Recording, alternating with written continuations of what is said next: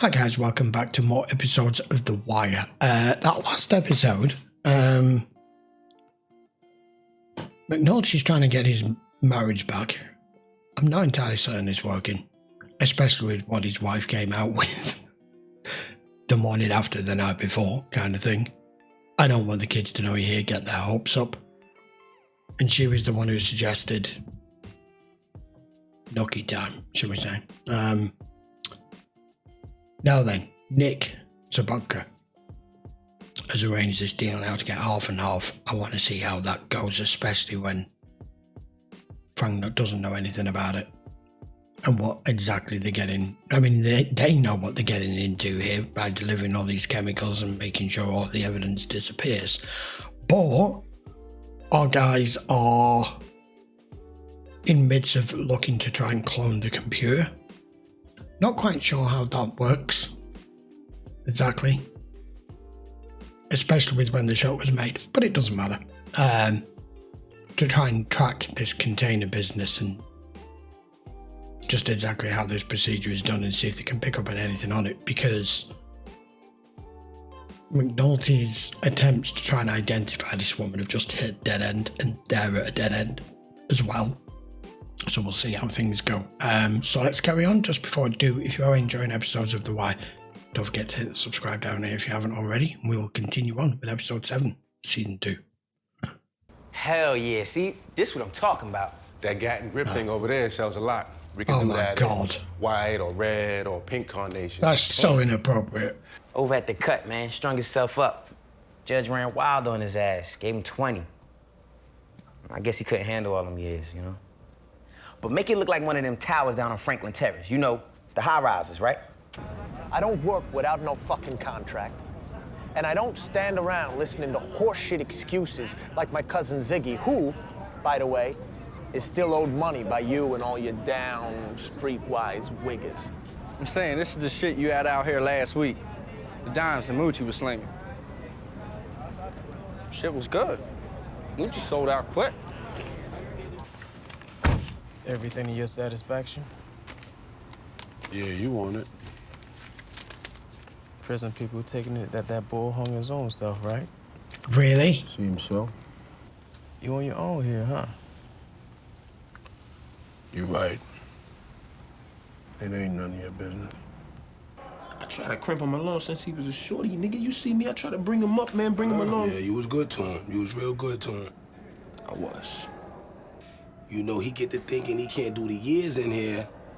He might have could have rolled again. Who knows? $1,500? This is the real deal. Smaller than a .22, and it's got a clear channel. Sturdy as hell. The police discount drops it to $1,250. Still bloody expensive. Am I in? The man just said $1,250, Herc. Leave me a credit card and take it for 48 hours. Yeah. Change your mind, bring it back. No problem. You could take these 14 homicides and turn that half-assed detail you got going into something that matters. And I'll be honest, you solve the murders, I'll love you for the stats. No. Come on, Lieutenant. A good turn here will not be forgotten. I'm trying to dig myself out of the basement with something simple and clean here. Drug arrests, maybe prostitution bust if I get lucky, and I'm out from under with Burrell. Hey, you make a show of it? Let everyone working see me in that radio car. Yeah, I'll do it. Is that the Valaprosso? Mm-hmm. How it plays and works without the dirt. So when they lose a can... I see it go. Most of them had some kind of accent anyway. Guess Chardine's friend hooked us up good. She did. Who's in charge? Well, you got the club people, I guess. And there's some woman I seen go into the back room. She's the one who's looking after him then. He wasn't the one who's dead. For us? But it could have been with the other side girls, that's what I'm saying there, When madam. I was in the basement, it made sense to quit. It did. But once Burrell reached out... But Burrell is the one that you crossed. And he's not likely to forget that, is he? Rawls calls me up to CID, asks me to take his homicides from the dead girls in that shipping container. I told him no shot. That case is a loser. It's one thing you taking a run at this dredging thing. Fucked up as you are, we can let that slide for a while, but now, man, you asking too much. I just want one more year to finish what I started here. One more year. Then I'd stay secretary-treasurer for the next 2, no problem. We're gonna need help with surveillance, on the docks especially, since our bases are known down there. I could reach out to Greg's and Prez, maybe. Bring them in on it. New truck, yo? Nah, what the fuck? Making money here, right? Oh, yeah. Hey, this guy's some kind of supply snaps. That's where you put the ball. Your plan's about to go haywire. Sounds about right. Ah, that hurt the eardrums. Well, that's it damaged. Don't fuck me!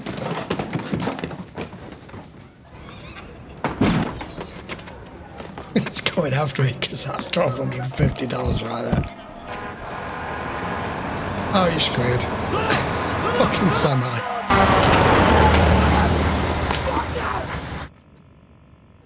Bunk, you set up on Newkirk and Bronin. Me and Russ will be inside on the computer. That leaves the terminal itself to Kima.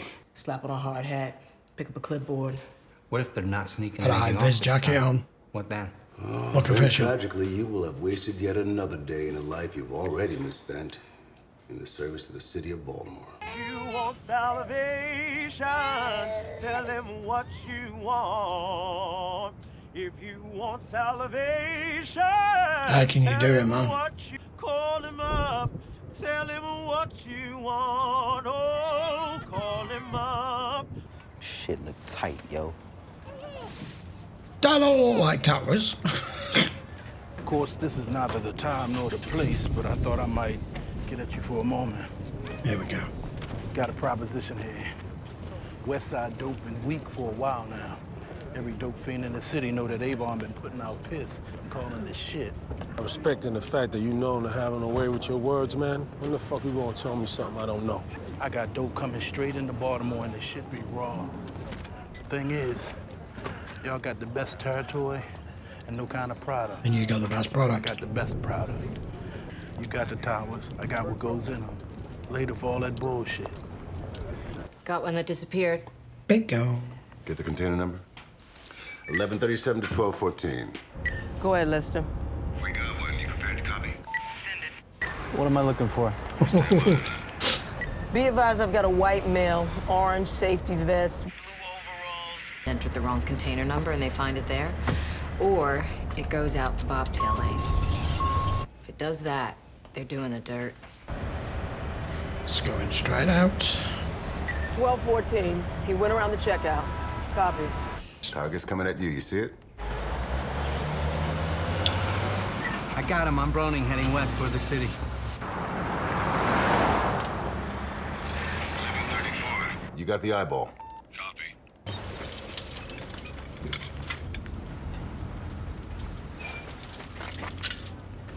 $11.34. Go ahead, 34. He went to ground off of Newkirk, some kind of warehouse. Be advised, it is a warehouse. Pyramid Incorporated, 5605. You know, I seen it, but I didn't see it. I mean, he came up off that shit when we did our thing with that guard. If I would've known the boy was gonna be doing some shit like that, man, you know what I mean? What are the prison people saying? That he just hung himself like that? Just tied a rope around the knob. Yo, proposition, Joe. He came to the funeral. Pulled me aside. I mean, he's got a smoker. Everybody knows he's got a smoker and he wants to share. No, it's a thought. It's not even a thought, man. No. Let me tell you something, man. We're gonna get through all this. You hear me? We're gonna get through all of this. I know. Is listed to Thomas Pacusa. On February the 4th and March 16th, Mr. Pacusa received a call from Frank Sobotka's cell phone. Smuggle what? For starters, how about bringing girls over here for purposes of prostitution? That one we know about. You need to do better for a wiretap. What, for human trafficking? Prostitution? You mean you can tap a guy's phone if he's selling drugs, but if he's selling women, he's out of bounds? Pretty That's much. the law. Fucking stupid. Warehouse foreman for this Greek guy. Owns an appliance store down the avenue in Highlandtown. I can work it around the hours that I pick up down on the docks. How much, Nick? Come here. Enough. Means old Fuzzy Dunlop here, somewhat worse for wear, I admit, is really gonna start paying off as a confidential informant. No fucking way. Are you on 1250? If I try to register him, Daniels will smell a rat. He trusts Rukar. You got that trustworthy look? Man down. Berth 5. Who? New Charles. Ambo's on the way.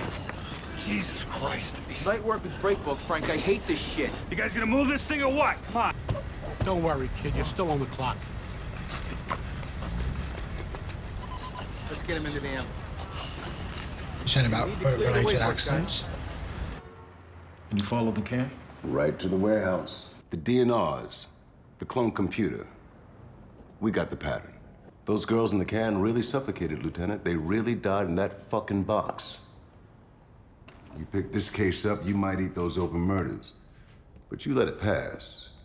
You gotta ask yourself how you want to live your day-to-day. First day of work was the same day the Pacifico dropped the hatch cover on Charlie Banyan. Had to clean up old Charlie with a shovel. But what I need from you, I get. No bullshit, no arguments. Just do it. No arguments. It's all tying in this. I love the job, Marlo. I can't help it. The job doesn't love you. You know what I fell in love with first? Do you? Your ambition.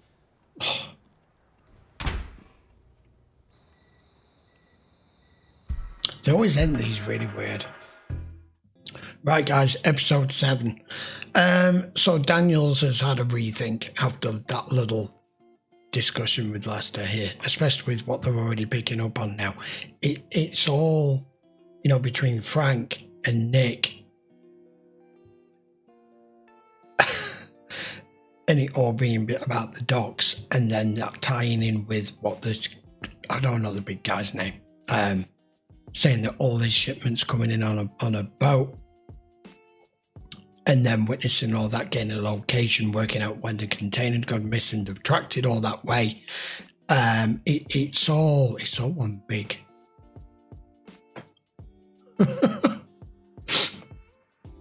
Like they were just saying, how many damn Sobotkas are there down here? You know, that we're supposed to be going after Frank.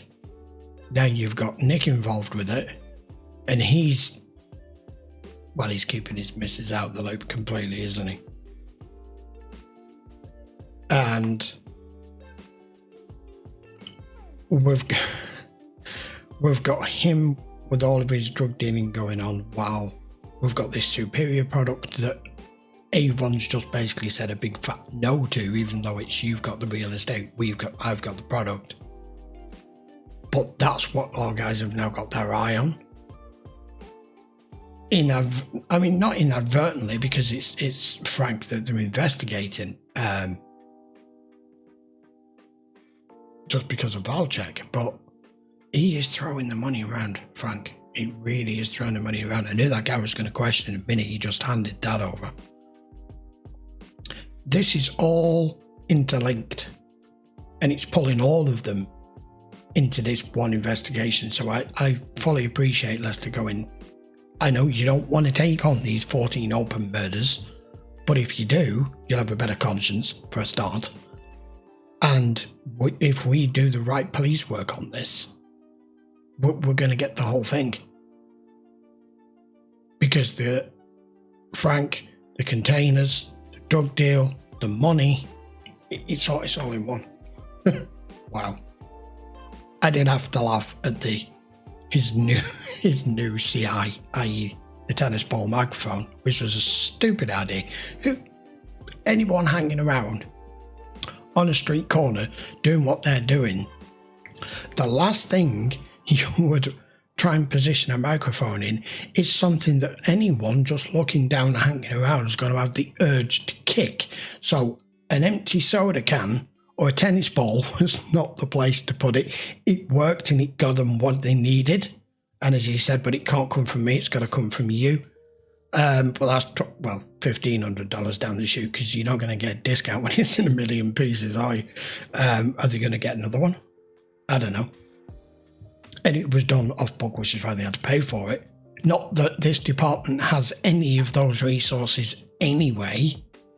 Look at what they were dealing with the wiretaps in season 1 was just ridiculous. And it's what helped get Kima shot. Right, I will be back in episode 8 next. I enjoyed that episode. And I hadn't realised or spotted I was so into the storyline, because you guys telling me you really got to pay attention to this show, because there's no scene or lines of dialogue that at some point further down the line doesn't become important. So I'm trying to remember and concentrate as much as I can, and you guys are helping me fill in the blanks where and when you can. So post comments down below for things that you think I should have spotted or haven't, as long as it's spoilers free, I don't mind. So yeah, I enjoyed the episode that much. I hadn't noticed that McNulty was barely in that episode. His wife's decent. He's the one that wasn't, with his drinking and his womanizing. He's got to take it slow with her. I know he loves his kids. He wants his wife back, but you can see she's at that point where she's like, this is nice, but that line that you crossed, I'm not ready to meet you at that line to bring you back over yet. I don't know whether I can trust you. He's going to have to tiptoe around this, and you can see he's urging, he's trying to jump on the opportunity, and it's not like you're just trying to date someone for the first time and you're eager. You've got to just slow it down and back it off a bit. Right, I will be back with episode 8 next week. Until then, guys, if you do want to watch the full-length episodes of any of the Why, you can do on YouTube on the playlists, or if you want to watch the full-length versions, should I say, you can watch those over on Patreon. Link up in the description. As always, I will see you for episode 8 next. Don't forget to hit the subscribe down here if you haven't already. Post your comments down below. Don't forget to give the video a thumbs up if you enjoyed it too. I will see you for the next one. Take care.